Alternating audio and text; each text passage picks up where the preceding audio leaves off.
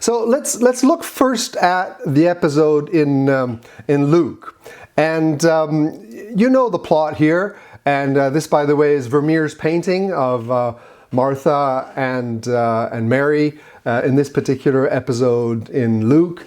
And you know the story. Jesus is toward the end of his Judean ministry, and he's coming into the so-called years of opposition leading to the Passion. And he comes to Bethany and to the home of Martha. Actually, Martha is the one whose name is her home. So she is likely well off. Her husband is not mentioned, so she may be either a widow or unmarried. Possibly well known, because later when Lazarus dies, we find many people from Jerusalem are coming to her and Mary. So they may be a relatively well-known family. And note that Jesus comes to Martha's home with the disciples. A group of hungry, strapping young men, and they come unannounced and plan to stay for the meal. So you know how the story goes. We have the two sisters. Mary sits at the feet of Jesus, listens to what he says, and at the end of the story, she gets commended for having chosen what is better and will not be taken from her.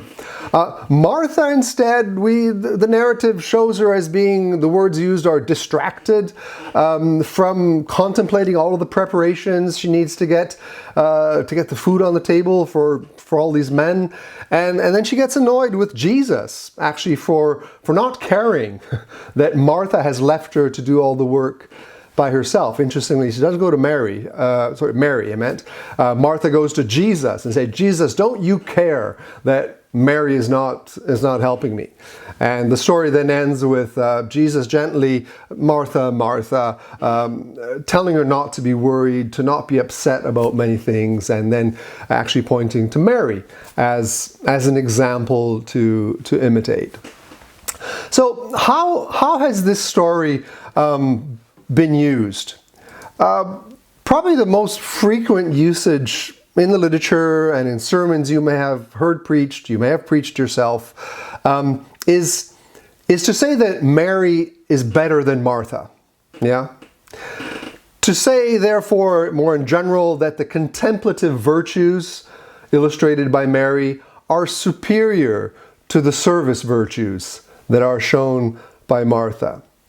The story sometimes is used to say that thinking and listening is better than doing, that learning comes before acting, or even in a broader sense to say that faith, represented by Mary, comes before works, represented by Martha. And in general, to reinforce a sort of a dualistic thinking that the things that are spiritual, represented by Mary in this case, are superior to those things which are material, represented by Martha. And I've never heard this said, but I think this story can also be used to make those of us whose character, whose temperament, according to the Myers-Briggs, is an ESTJ, we're extroverts, we're sensitive, we're thinkers and judgers, we feel inferior to the INFPs, to the introverts, intuitive, feeling, and perceptive, the Marys of the lot, rather than the Marthas. But is that what this episode really says? Each of the sentences I've just put before you sets up a dichotomy, which the narrative apparently seems to lead to nicely. But I honestly struggle to see that this is what Scripture really says in general. And if I really need to be honest, in the narrative, I'm with Martha. I'm a little bit more on Martha's side. We may have had a similar temperament. I don't know. But when I look at Martha, I see Martha exhibiting the virtues that every Christian should have. She's happy to give because she's convinced that Jesus is the Messiah. She she shows the sacredness of hospitality that is first thing on her mind, together with a sense of empathy toward these hungry young men who may not have had a home-cooked meal for a long time. They've been walking around the country, and she feels for them, and she wants to serve them. She's loving them through acts of service. There's also a spirit of generosity about Martha that sometimes is typical of those who are better off and want to share of their resources with those who may not have the same sort of material blessings. So here's Martha absolving a duty of care, even showing a great sense of flexibility. I mean, these men were not announced. They came all of a sudden, and she's rummaging around in the deep freeze and trying to get things out. And so she's showing flexibility and adapting to situations of service. She's showing industry, initiative, responsibility, making all of the preparations. And to be honest, I look at Martha, I see the prototype of the woman in Proverbs 31, the woman of many virtues, and nothing but admiration for people like Martha. She also does see injustice, and I think most of us would have noticed the same thing. A little bit annoyed at the disparity of the work allocation, her doing everything and Mary really doing next to nothing in terms of service. So there are plenty of good things to say and to learn from Martha. But you're probably saying, okay, wait a minute, Marvin, you're forcing the text here, because that praising Martha is not the emphasis of this text. Hopefully you are objecting that, because the direction of the text actually does seem to be going in that direction.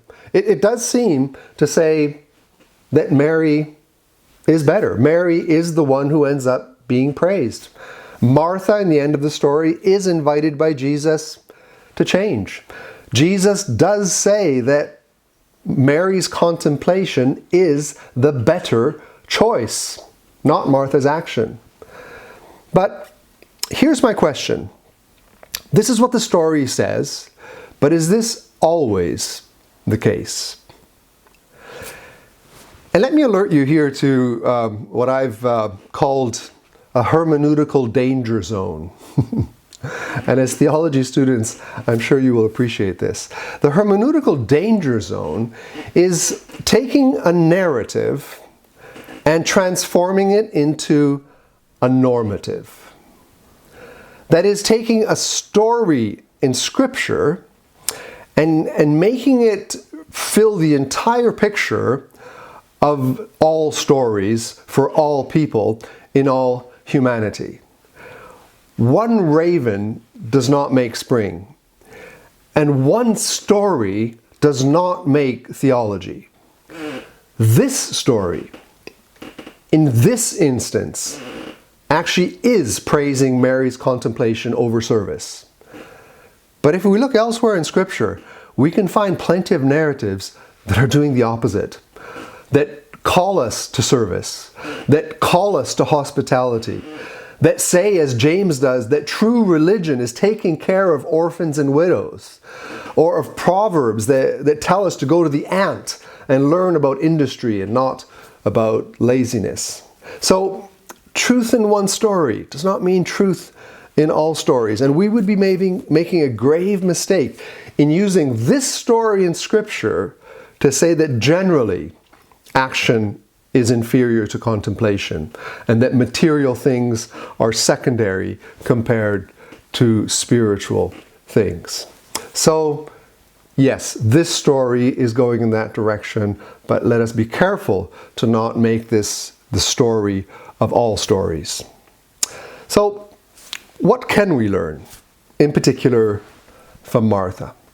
I've listed some good things of Martha, but there is also a dark side.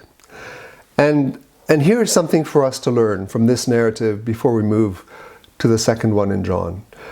There is a dark side in Martha that I think is particularly useful to you as theology students, and to those of us who are involved as theological educators, either as staff, admin, faculty, or maybe to anybody who may be listening to this video later on who are active in service.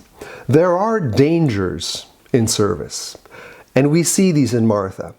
We see that good service can lead to bitterness toward others. We see that good service can lead to worry. We see that good service can lead to being upset and even abrupt. Martha she storms in on Jesus and she interrupts him in a way that is inappropriate. And this can come as a frustration out of good service. Good service can even lead into the vice of intemperance, because we see that Martha, there's an undue intensity about her service. There's too much focus. She's worried, and there's too much quantity, too many things. And so there's intemperance, going overboard in the good things that service can call us to do. But the final thing here on Martha is her, sorry, I had these on my PowerPoint. There we go. Now you can see them as well. The final thing of my list is that the dark side of Martha's service is that it lacks prudence. Now, what is prudence? Prudence is one of the cardinal virtues. Prudence is that virtue that gives us the wisdom to select which virtue we should be using in which circumstance. And as we've seen, Martha was not wrong in the virtues and in what she was doing, because other times these are praised in Scripture. What Martha, her mistake was in the choice of the virtue for the circumstance. Jesus only had a few more months before the Passion, and perhaps eating in this circumstance was not the priority. So Martha wasn't wrong. She was inappropriate. She was not, in a sense, reading the room. Her deep problem, and Jesus points this out ever so gently, is not the lack of direction, but the lack of balance. Martha was not at fault in choosing, but she was too inflexible in changing. It was not her material obsession, but it was a spiritual distraction where the good business she was about was squeezing out the time to care for her own soul. And this is true for all of us. Our duty can lead to inflexibility. And we need to learn that things can go differently than expected, than planned. And that normality can be different. And there's lessons here for those of us who are slightly bordering on OCD here, that sometimes we need to set aside the way things should be done and do things differently. And so the problem of Martha, the problem of prudence, I think can be summarized in the word always. The problem is always. So should we always be like Mary? No. There are times where we should be like Martha. Should we always be like Martha? No. There are times that we should be like Mary. Prudence reads the room. It gives us discernment to right action and right virtues at the right time. So in your own life and ministry, sometimes you will need to act. Sometimes you will need to be still. Sometimes you will need to sacrifice perhaps your family for your ministry. Other times you will need to sacrifice your ministry for your family. Sometimes you should be in the prayer room. Other times you should be on the football field. There are some nights where you should stay up late and finish that essay. There are some nights where you may want to burn the candle low and finish your favorite Netflix series. As Ecclesiastes says, a time to laugh, a time to cry, a time to build, a time to destroy, a time for everything. And prudence is what teaches us this. So that's the first lesson from Martha in Praise of Prudence.